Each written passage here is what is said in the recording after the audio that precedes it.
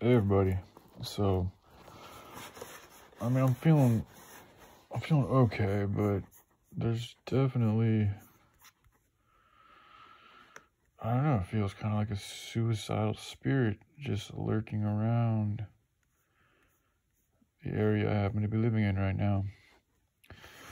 So, instead of trying to like pretend like it's not here, I'm just thought I'd look up some statistics.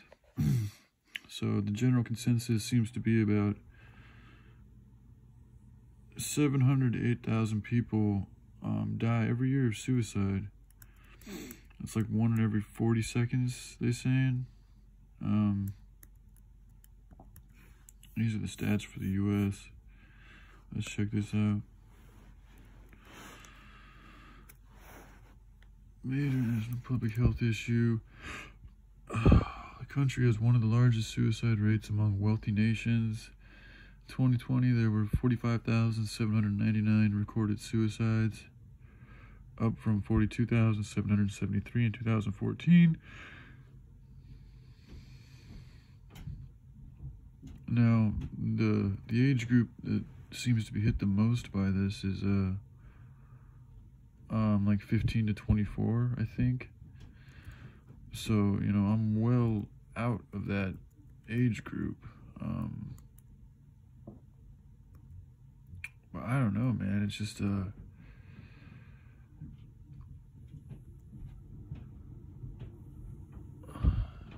okay, right there they have a 10 to 34. That's the first time I've seen 34. But anyways,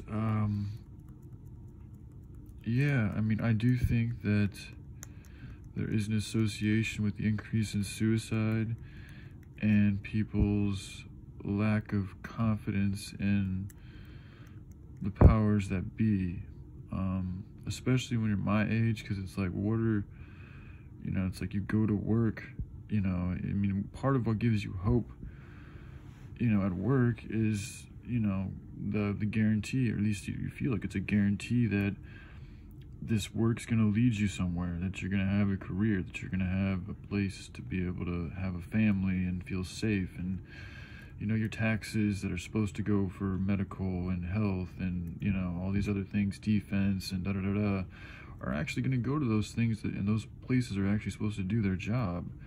But when you begin to see evidence that that is the exact opposite of how things are, it's totally reasonable that people lose hope. And then you throw in some drugs, you throw in some negative propaganda, and it's a concoction for self-destruction. And that's what we're seeing here more so than ever. And so I think a lot of what I'm picking up on being an empath is just my area, and my mom suffered from depression for a long time. She tried to kill herself many times.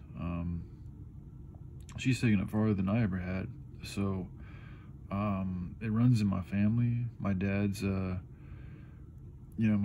some issues in his family with suicide and depression. So I'm prone to it. I've always been a firm believer there's a solution to everything, and usually I don't feel helpless, but that's kind of starting to happen here. And I'm tired of giving a fuck how people think of me. They can call me whatever they want to think of me, man. One thing I do know is if you stop trying to seek an answer, if you stop speaking your truth, these things only make your death come even quicker.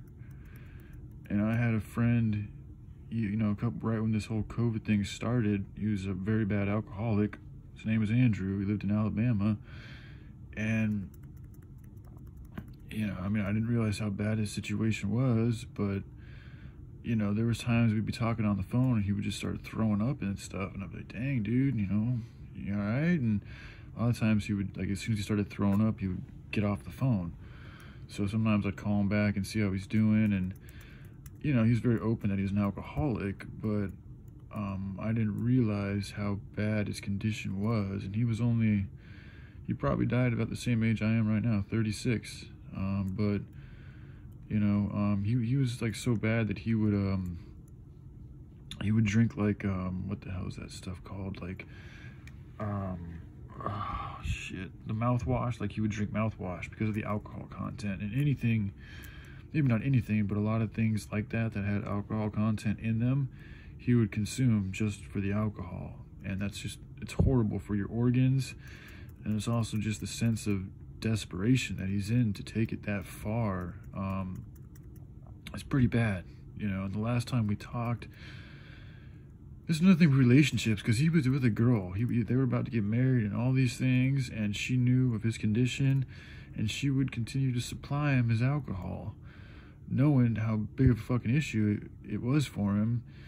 And the last conversation we had, he sees this girl walking out the store, and she's got 2 half gallons of vodka, and he's like, oh, this isn't gonna go well. This isn't gonna go well. This isn't gonna go well. And that was it. He hung up because she'd gotten in the car, and I felt really bad. Like, just hearing him say that and us hanging up in that manner, I didn't feel good, you know. And I didn't talk to him that was the last time we talked.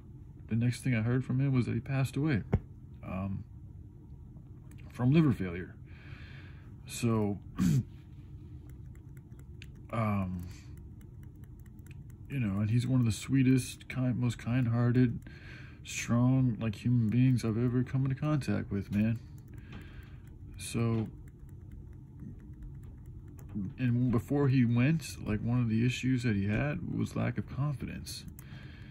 And, you know, it's just, when you're already in that position, speaking up can be even hard. It can be very difficult because you're afraid of people, you know, making fun of you, dude. You know, because we live in such a demon-run society, people literally get off, like it's a high for them to make fun of other people. So they will do that shit. They will literally make fun of you because it makes them feel better about their lives when they see you in pain. This is how inverted things have become. In fact, that's you know, I've seen a lot of it in my life. And then a lot of people don't want to say anything because they don't want to get involved. And I've done that too. I've also been the one to make fun of. It's been a long time since I've done shit like that, but I know what that's like. So I get it. But I also get that we got to grow up sometimes. And, you know, oftentimes those people that do that type of shit are miserable themselves. So they need help too. But first step in getting help is admitting that you have a problem. And that's just the thing about Andrew, is he never really, he just kind of gave up trying to solve it. He didn't like seek out like different ways. Like, I'm thinking about going to the hospital. I'm thinking about going on the streets again. Like, I'm thinking about all these different things that I can do to remedy my situation here.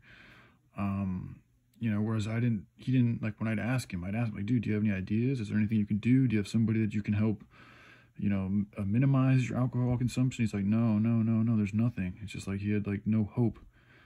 And, you know, I mean, when you lose that hope, it's just, it's hard to get back up. It's real hard to get back up.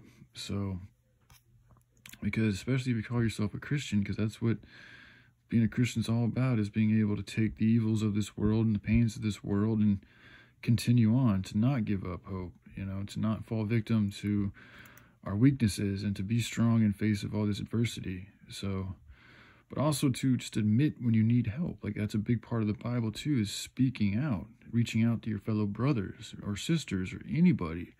Don't just give up, you know, try something. And that's another thing about the Bible that kind of irritates me, is it puts people in this like bubble to where they don't want to experience other things of the world. And that's not good, because there's a lot of remedies that Christianity doesn't talk about for a lot of different ailments.